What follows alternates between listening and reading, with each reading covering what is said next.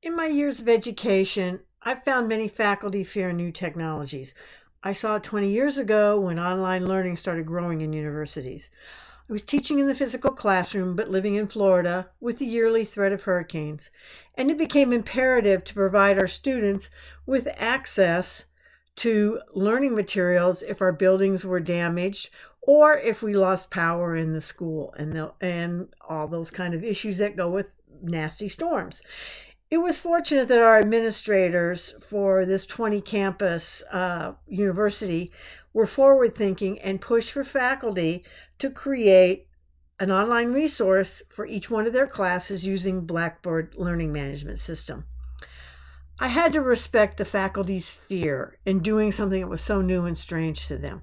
I was pretty well experienced with using technology, having built my first computer in 1984 and pretty much self-taught of all the operating systems and writing code, etc. But a team of us working with IT staff and Blackboard created a training for faculty at each of our 20 campuses in the state. On my campus, I worked with a group settings and some one-on-ones for teachers that needed some special hand-holding.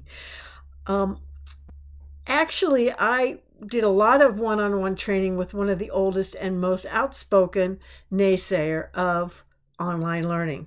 And she was an economics teacher, spending several hours a week. I spent next to her demonstrating all kinds of tools in Blackboard, including blogs that were available.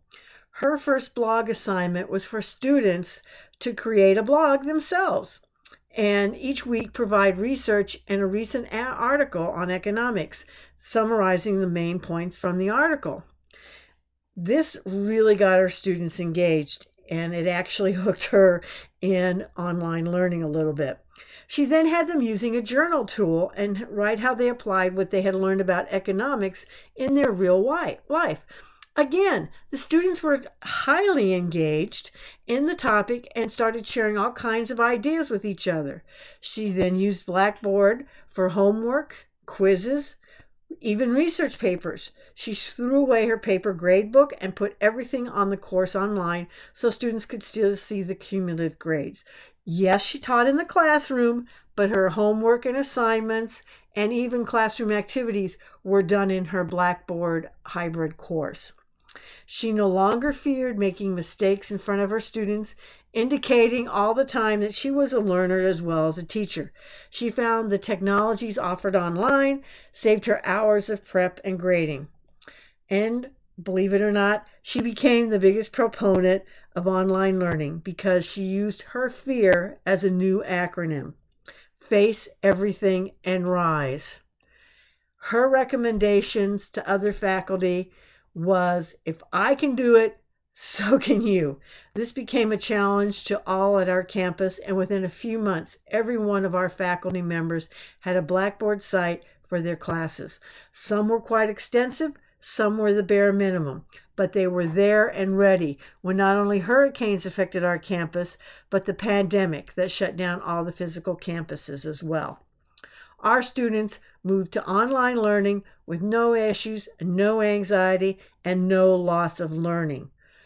In my many years of working with higher ed and K through 12 faculty, I've seen a slow but steady acceptance of educational technology. When one teacher found a useful tool, he or she was eager to share it with others. For instance, once one faculty member found Kahoot as a means of testing student knowledge in the classroom on the fly, and soon every teacher was creating their own in-class review using the game. So today, there are many new tools to use online, including AI. I provided a few links in our announcements this week to get you started. Go ahead, test drive a few, and face everything and rise.